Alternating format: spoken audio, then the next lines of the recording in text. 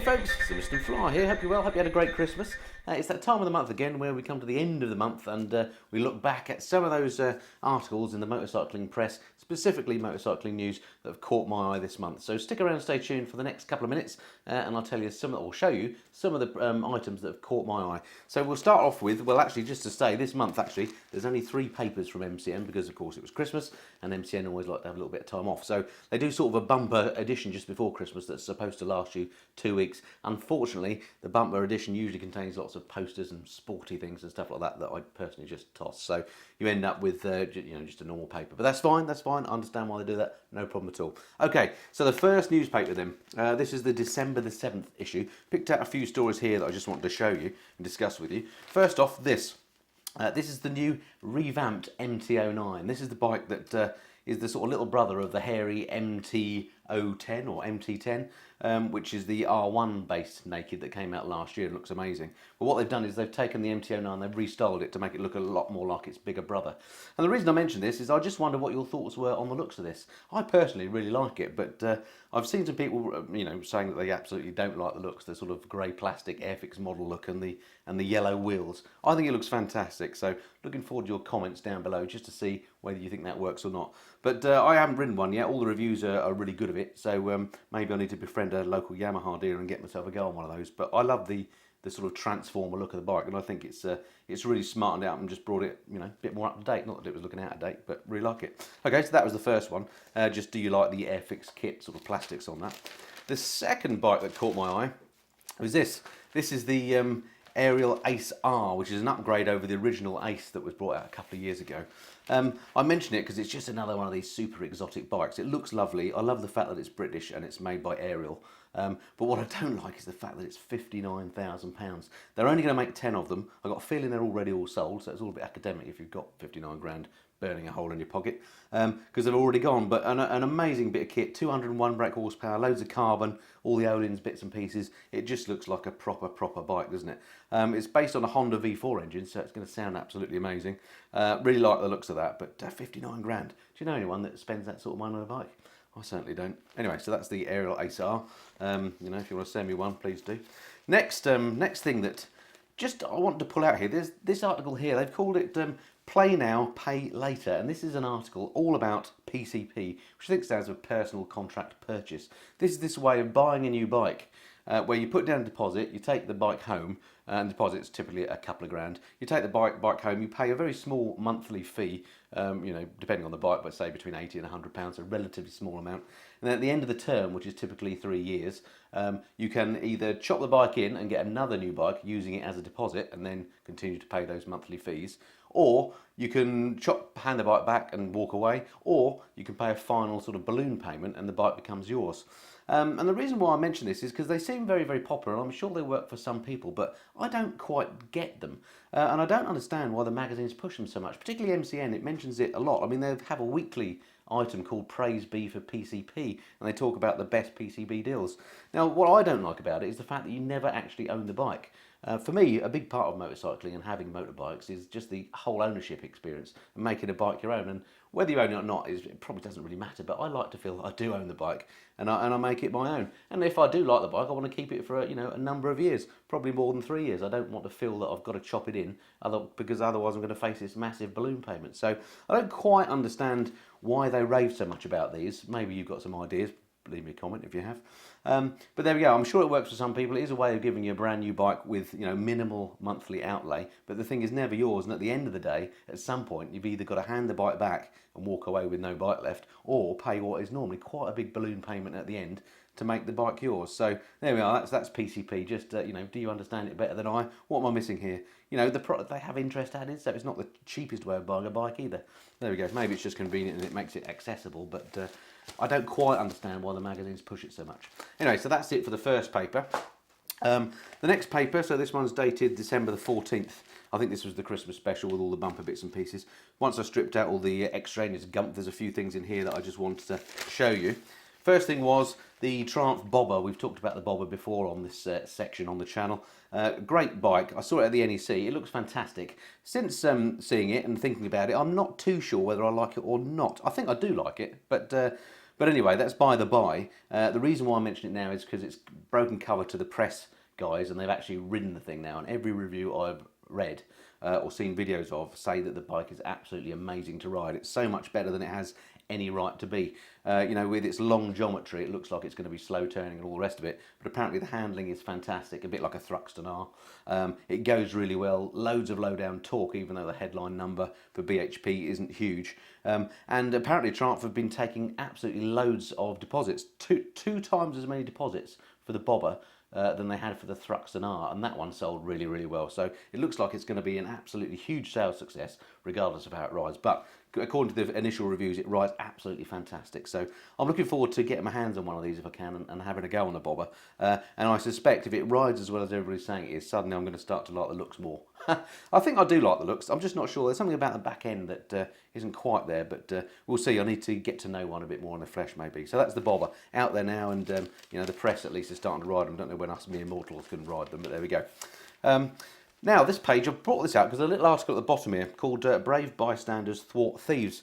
Now, this is basically about a bike theft case that was caught, I think somebody videoed it actually, caught on camera. This is where some thieves in London tried to steal an 1199 Panigale, and bystanders basically stopped them doing it, even though they were threatening, you know, the thieves were threatening to kill them with hammers and things. In the end, the thieves got away, and the 1199 was crashed, so, you know, but at least they didn't get the bike. But the reason why I mention it is the other day I was at the BMW dealers locally getting my bike serviced, and I bumped into a guy who will remain nameless for obvious reasons, who is actually starting up a pressure group looking at the whole problem of bike theft, particularly in London but across the country, and what you can do to make things better for yourself.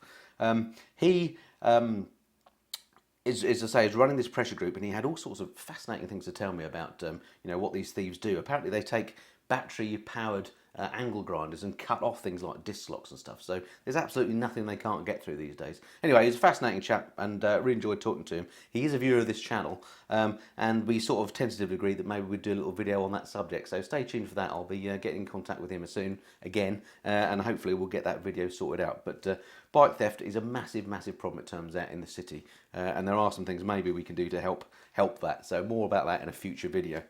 Okay, so that was that one. Next up, what have we got here? Yes, this is the new Ducati Multistrada, the baby Multistrada.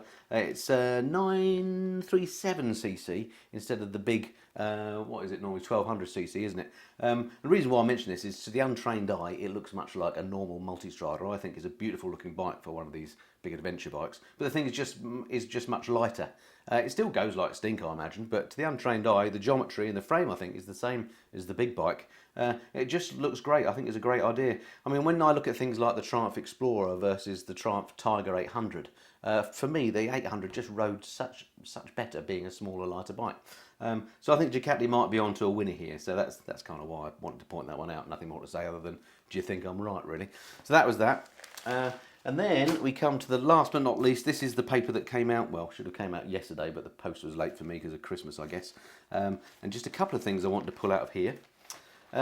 Number one, this story about Royal Enfield. They don't seem to get too much coverage because, of course, they're made in India, mainly sold in India, but of course they do have a British heritage, and I love all that. And the reason I mention it is because I saw these bikes at the NEC, and just thought they looked amazing. I mean, the whole retro thing is very much in vogue at the moment, isn't it? But these bikes, these aren't retro, these are original. Even though they're built now, they're pretty much the same bikes as Royal Enfield built in Britain back in the 50s and 60s.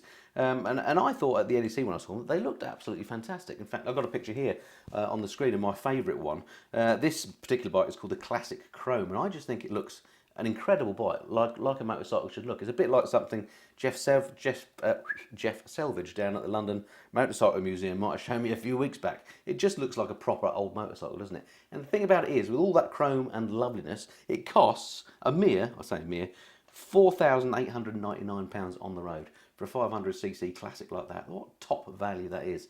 Anyway, amazing bits of kit, and good news for me is that one of my viewers drew my attention the other day to the fact that a Royal Enfield dealer has opened quite locally to me in Watford.